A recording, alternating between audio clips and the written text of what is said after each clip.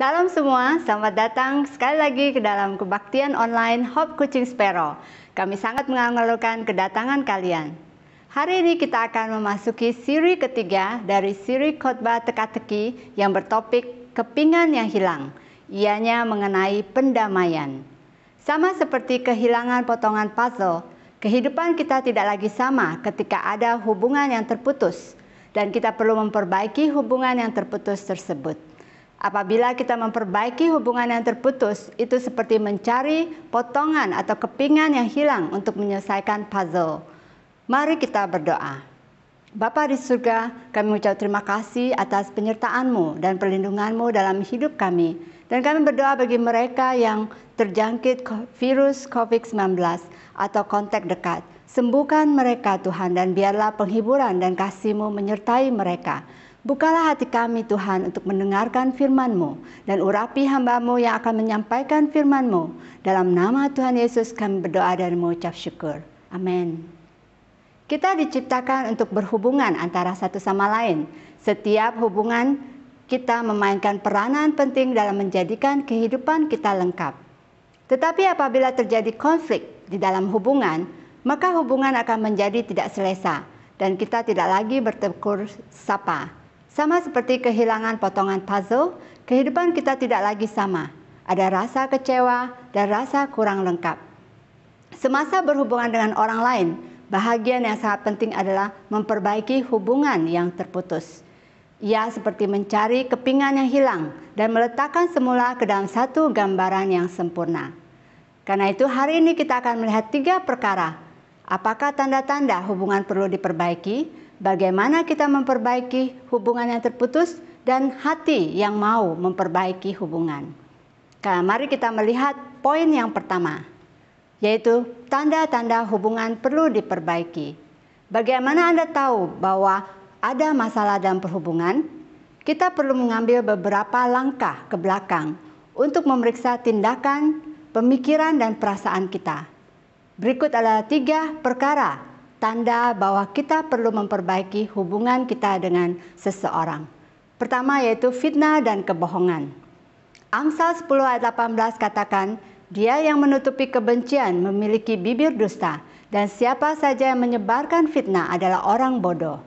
Untuk memfitnah seseorang tidak perlu dengan berbohong tentang orang tersebut. Apa yang kita katakan mengenai seseorang, walaupun itu benar, tetapi jika niat kita adalah untuk merusak reputasi mereka atau memberi mereka nama yang buruk, itu juga adalah fitnah. Kita juga berbohong jika kita membesar-besarkan kesalahan mereka. Ada sebuah surat yang terkenal yang ditulis oleh Abraham Lincoln yang disebut Unsent Letter. Surat ini ditujukan kepada salah satu generalnya.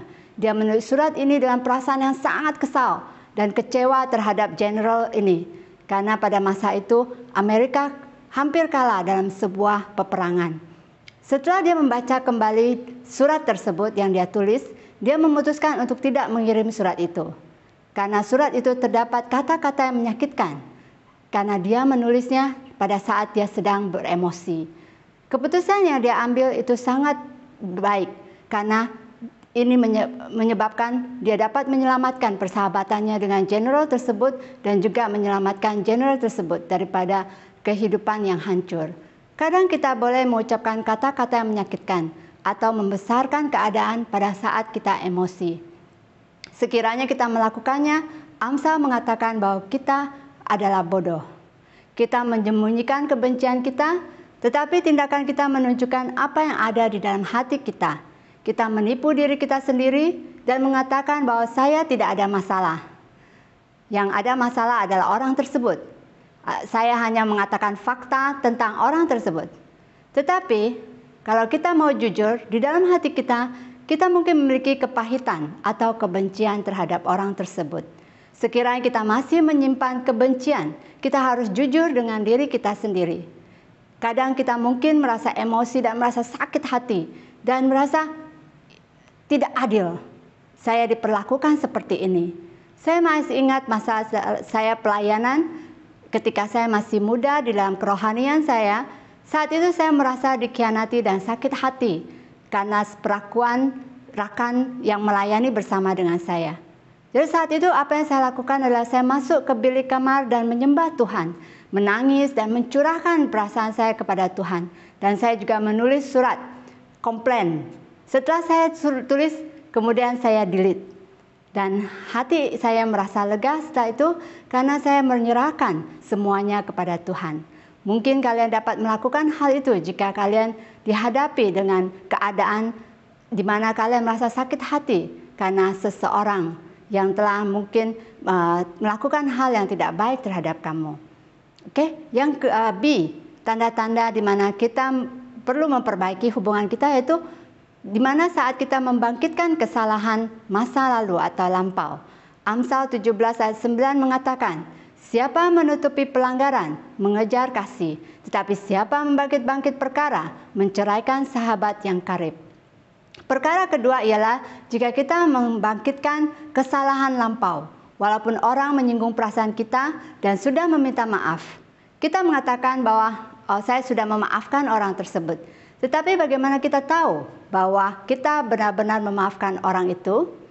Yaitu jika kita tidak membangkitkan kesalahan yang telah berlalu. Sekiranya kita terus membangkitkan, berarti kita masih menyimpan kepahitan. Jadi respon yang betul adalah untuk melupakan kesalahan tersebut. Dalam arti kita mesti menguburkan masalah tersebut. Kita tidak boleh lagi membangkitkan kembali untuk membuat orang itu merasa bersalah atau menggunakannya untuk mengkritik orang tersebut pada saat kamu marah atau pada saat kalian memiliki konflik. Yang ke C yaitu perasaan tidak suka. Amsal 24 ayat 17 sampai 18 katakan, jangan bersukacita kalau musuhmu jatuh, jangan hatimu beria-ria kalau ia terperosok, supaya Tuhan tidak melihat dan menganggap jahat lalu membaling mukanya pada orang itu. Tanda ketiga ialah kita secara diam-diam berharap sesuatu yang buruk akan menimpa orang tersebut. Apabila mereka gagal, kita akan berkata, betul kan? Saya sudah kata, kamu salah. Dan tanpa kita sadari, kita merasa senang melihat mereka jatuh atau tersandung. Apakah punca semua itu? Ialah adalah masalah hati kita, di mana hati kita berharap sesuatu yang buruk menimpa mereka. Dan masalah ini adalah bahwa hati kita mulai menjadi busuk dan bahkan jahat, di mana kita membangkitkan kesalahan lampau, memfitnah mereka. Namun kadang kita menipu diri kita sendiri dan berpikir bahwa mereka yang berniat jahat, tapi sebenarnya kita yang perlukan penyembuhan. Oke, setelah kita melihat tanda-tanda hubungan yang perlu diperbaiki, maka kita akan melihat kepada poin kedua, langkah-langkah untuk memperbaiki hubungan. Bagaimana kita mengumpulkan kepingan yang hilang? Yaitu pertama, kita selidiki hati kita. Amsal 21 ayat 2 katakan, setiap jalan orang adalah lurus menurut pandangannya sendiri, tetapi Tuhan yang menguji hati. Kita perlu datang kepada Tuhan dan mengizinkan Tuhan untuk menyelidiki hati kita. Kita perlu melakukan pembedahan hati kita. Ujilah perasaan dan pemikiran kita tentang orang lain melalui lensa firman Tuhan. Biarkan Tuhan menjadi penyelidik, bukan apa yang kita rasakan atau apa yang kita pikirkan. Kita mesti menyelesaikan masalah hati kita dengan mengemukakan ketiga perkara di atas. Dan B, bagaimana kita memperbaiki hubungan, yaitu melupakan kesalahan yang dilakukan.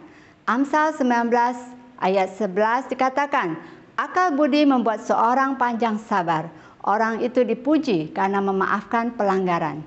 Memaafkan berarti forgive and forget. Ini bermaksud kita memaafkan dan melupakan kesalahan tersebut. Ini memerlukan kesabaran dan hati yang lembut untuk memaafkan. Bermaksud bahwa Anda membayar harga kesalahan itu dengan melupakannya. Kita mungkin berpikir bahwa kita kehilangan sesuatu atau kalah dengan memaafkan. Dan kita pikir untuk tidak memaafkan itu akan menghukum orang tersebut.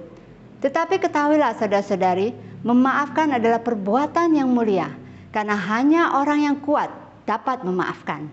Dan sebenarnya kita membebaskan diri kita dari belenggu. Seperti kata hikmat dari Lewis, dikatakan bahwa memaafkan seperti membebaskan seorang tahanan. Dan tahanan itu adalah Anda. Dan hal ketiga yang dapat kita lakukan untuk memperbaiki hubungan itu membalas kejahatan dengan kebaikan. Amsal 25 ayat 21 sampai 22 katakan, "Jikalau seterumu lapar, berilah dia makan roti, dan jikalau ia dahaga, berilah dia minum air, karena engkau akan menimbun bara api di atas kepalanya, dan Tuhan akan membalas itu kepadamu." Setelah kita bertekad untuk memaafkan, kita harus menerjemahkannya menjadi tindakan. Daripada melakukan hal yang tidak baik atau berharap hal yang buruk menimpa musuh kita atau orang yang telah membuat kesalahan kepada kita, kita berbuat baik kepada mereka. Dengan melakukan ini, Tuhan akan memberi ganjaran kepada kita. Ada suatu masa ketika Ariel masih darjah 1, dia balik rumah dan bercerita, ada seorang teman sekelas dia yang selalu mengganggu dia. Dan Brother Daniel katakan kepada dia, bagaimana kalau engkau memberi sesuatu hadiah kecil kepada kawan kamu itu. Saat itu dia sangat penurut dan dia diam saja dan mendengarkan. Esoknya, sebalik sekolah, dia sangat gembira dan bersemangat bercerita bahwa dia telah memberi hadiah kecil kepada temannya. Dan teman dia tidak lagi mengganggunya. Jadi perbuatan baik dapat meredakan kebencian atau kemarahan. Dan yang berikutnya, terakhir, tindakan apa yang dapat kita lakukan untuk memperbaiki hubungan, yaitu menyelesaikan masalah dengan kasih. Amsal 27 ayat 5-6 katakan, lebih baik teguran yang nyata dari kasih yang tersembunyi. Seorang kawan memukul dan maksud baik, tetapi seorang lawan mencium secara berlimpah-limpah. Setelah menyelidiki hati kita, kita harus berdepan dengan orang yang bermasalah dengan kita. Bercakap secara terbuka mengenai isu tersebut. Tujuannya bukan untuk menang, tetapi untuk berkomunikasi dan memperbaiki hubungan. Sebagai orang Asia, kita tidak suka berdepan dengan seseorang untuk menyelesaikan konflik antara satu sama lain. Amen. Kita lebih suka menyembunyikannya di bawah kapet atau melarikan diri daripada konflik. Sebenarnya hal itu tidak sehat, karena lama-kelamaan hal itu dapat menumpuk, dan kalau tidak dapat dibendung lagi, maka itu akan meledak seperti bom dan dapat membawa akibat yang fatal.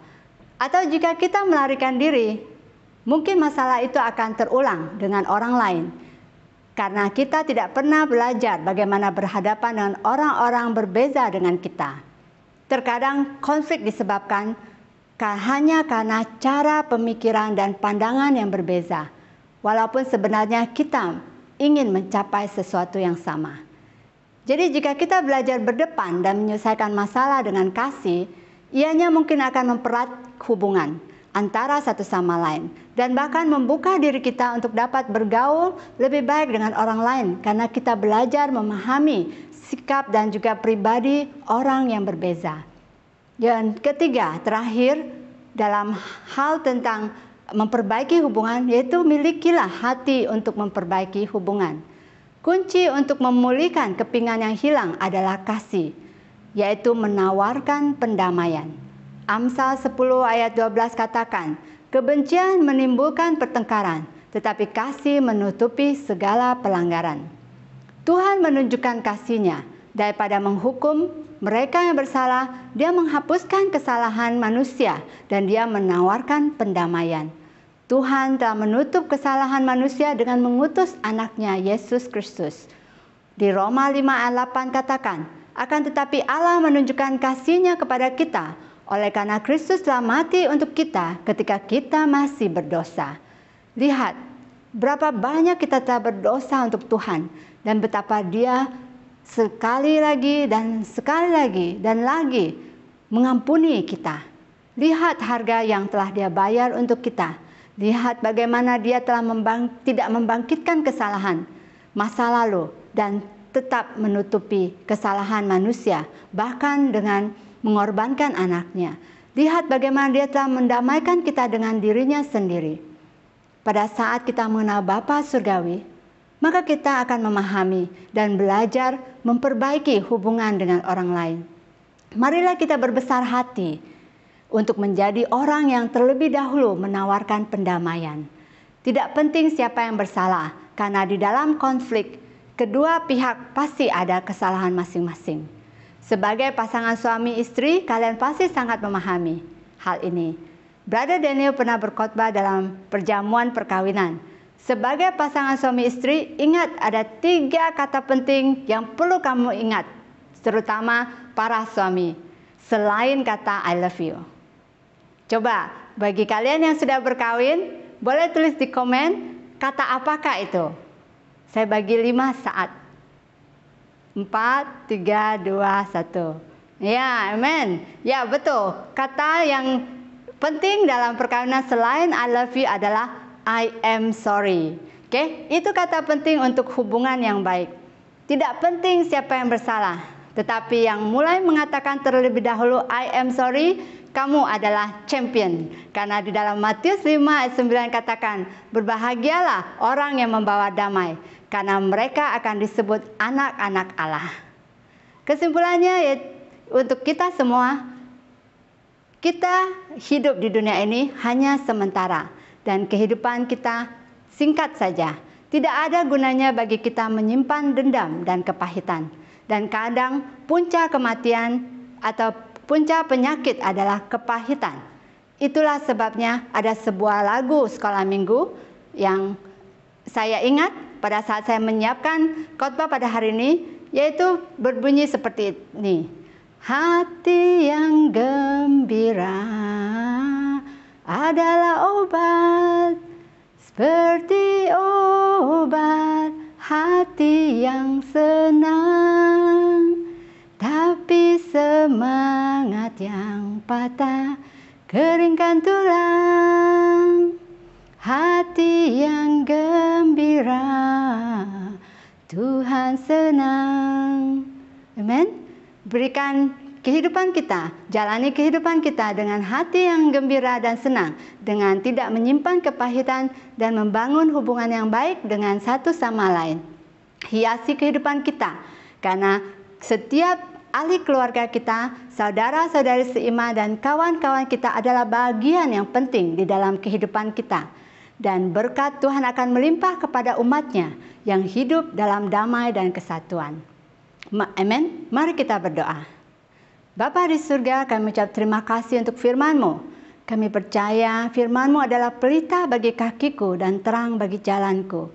Jika ada hubungan kami yang terputus, berilah kami hikmat Tuhan dan kekuatan untuk kami memperbaiki dan memulihkan hubungan kami. Selidikilah hati kami Tuhan dan sucikanlah pikiran kami dari pikiran negatif tentang orang lain. Tetapi biarlah kami selalu mengharapkan yang terbaik bagi orang lain. Dan ajarlah kami untuk memaafkan mereka yang bersalah kepada kami. Dan maafkanlah kami Tuhan atas segala kesalahan yang mungkin pernah kami lakukan kepada orang lain. Dan biarlah kami menjadi pendamai. Tuhan berilah kasih-Mu agar kami terus menjaga hubungan kami dengan satu sama lain dengan menghargai dan mengasihi satu sama lain di dalam kasih Tuhan. Dalam nama Tuhan Yesus kami berdoa dan mengucap syukur. Amin. Terima kasih karena bersama dengan kami dalam kebaktian ini, dan kiranya firman Tuhan telah menyegarkan dan juga memberkati hidup Anda. Jumpa minggu hadapan.